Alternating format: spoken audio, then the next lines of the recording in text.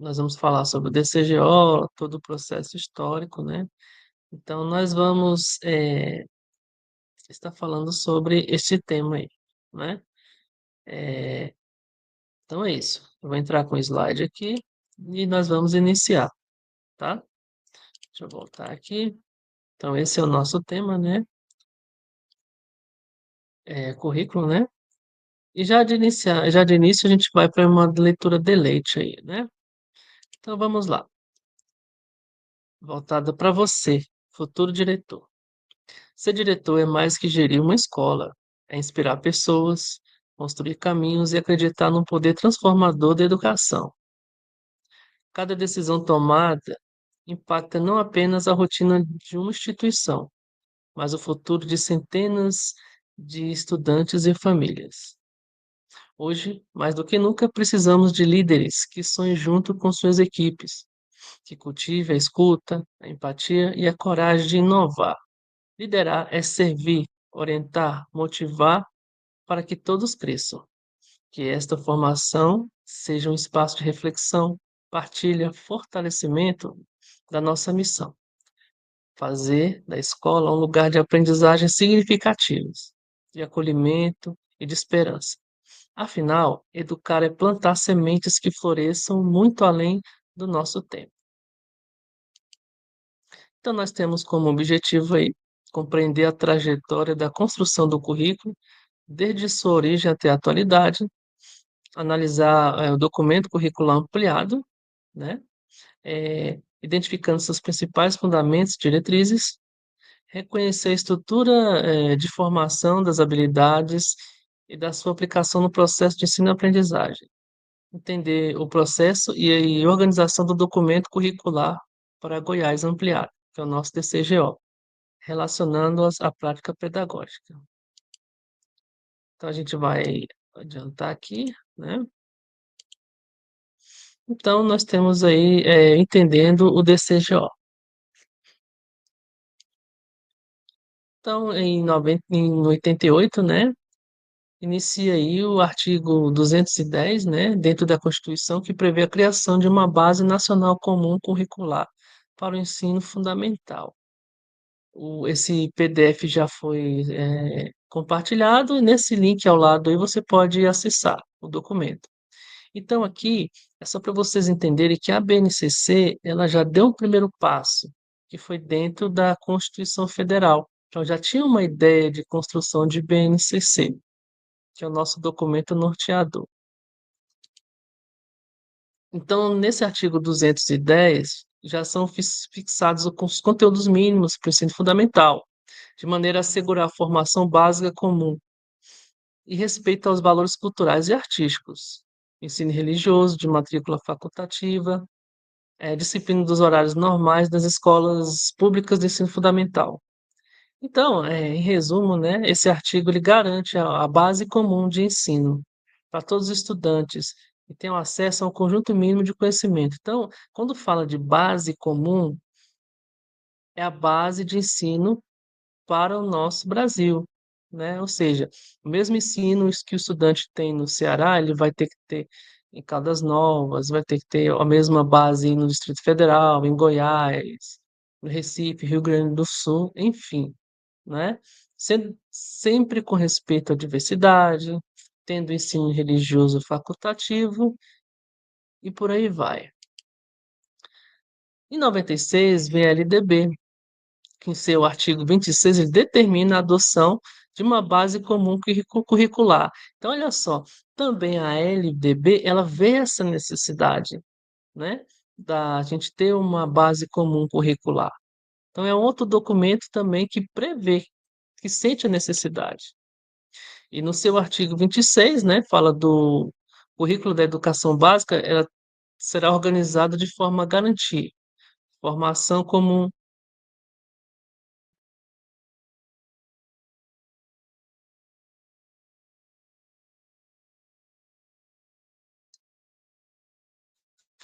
flexibilidade,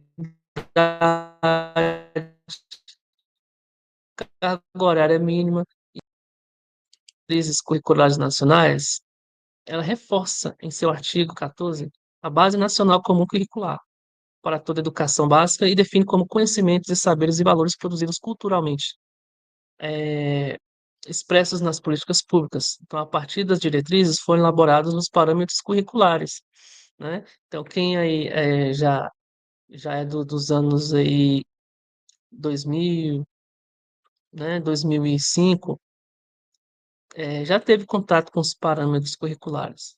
Então nós temos as diretrizes curriculares nacionais da educação básica, também que prevê. Então assim, eu estou trazendo aqui para vocês todo um processo histórico, né, que, eh, passou-se até chegar ao nosso documento. Então assim, já se previa em vários documentos a necessidade, havia essa necessidade dessa construção dessa BNCC, desse documento curricular, dessa base. Em 2014, né, foram feitas as leis que já garantiam a BNCC.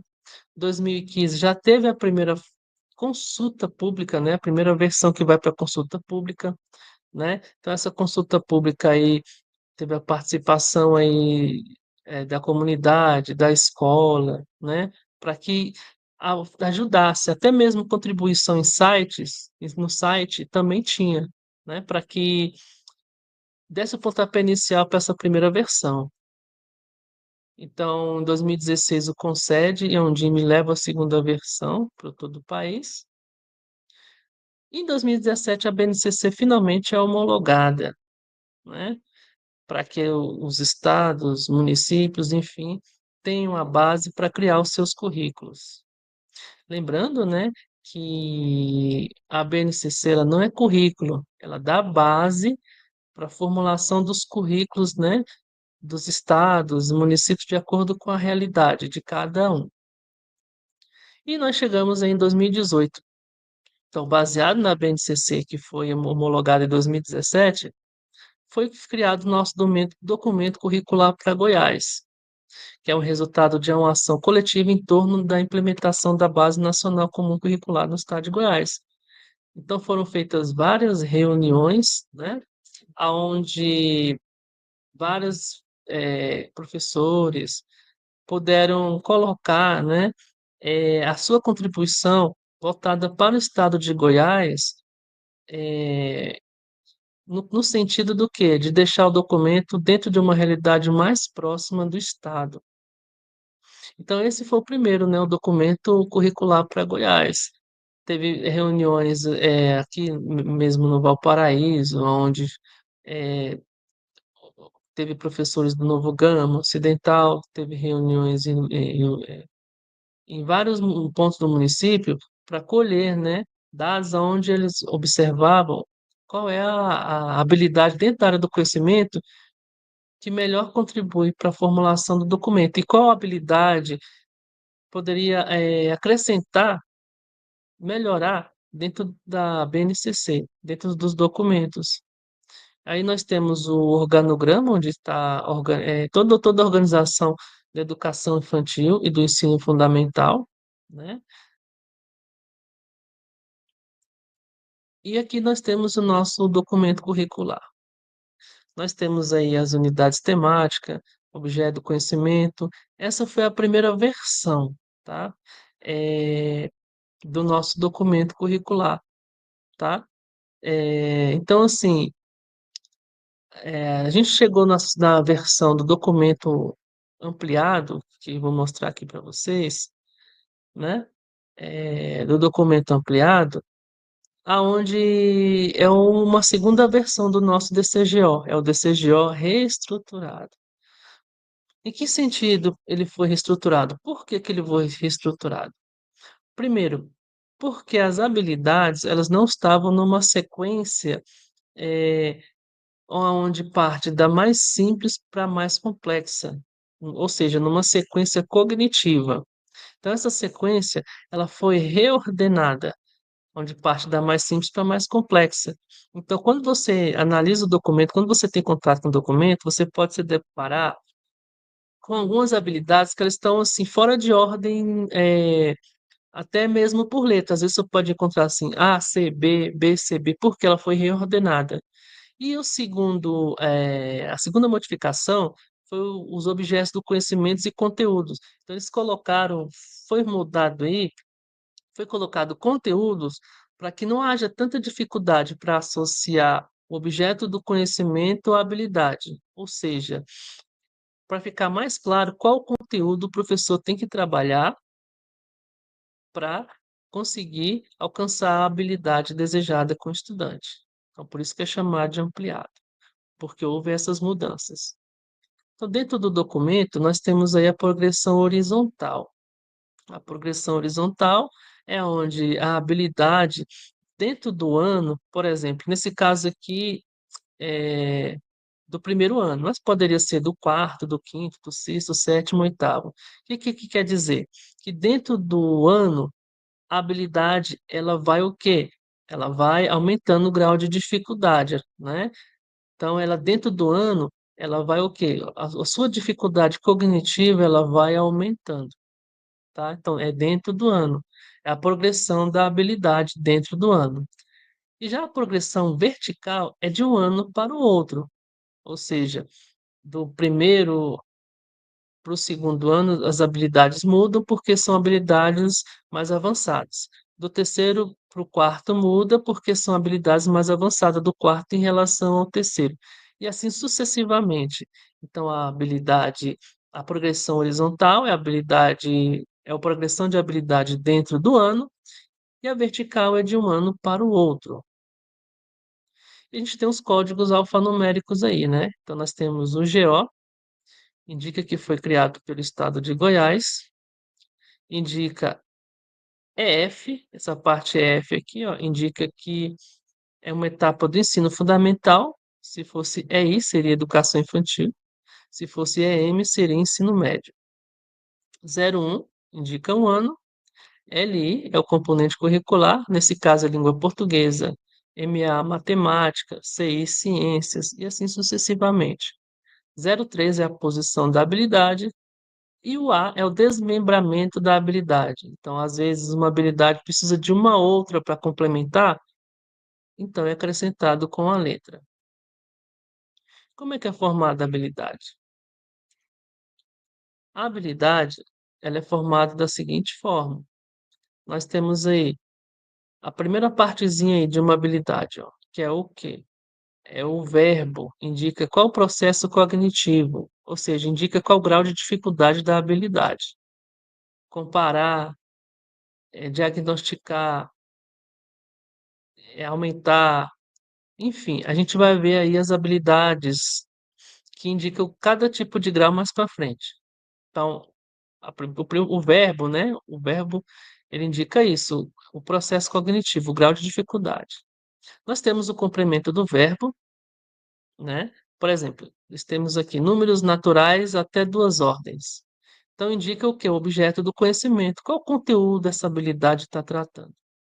E tem a terceira parte que fala que situações cotidianas com ou sem suporte da reta numérica, ou seja, é o modificador, é o contexto que está falando, que está abordando a habilidade. Então, assim, você pode, é uma aplicação que você pode associar ao quê? Ao conteúdo, ao objeto do conhecimento. Então, todas as habilidades, ela tem essa intencionalidade, esses três processos aí, essas três partes. E aí nós temos o quê?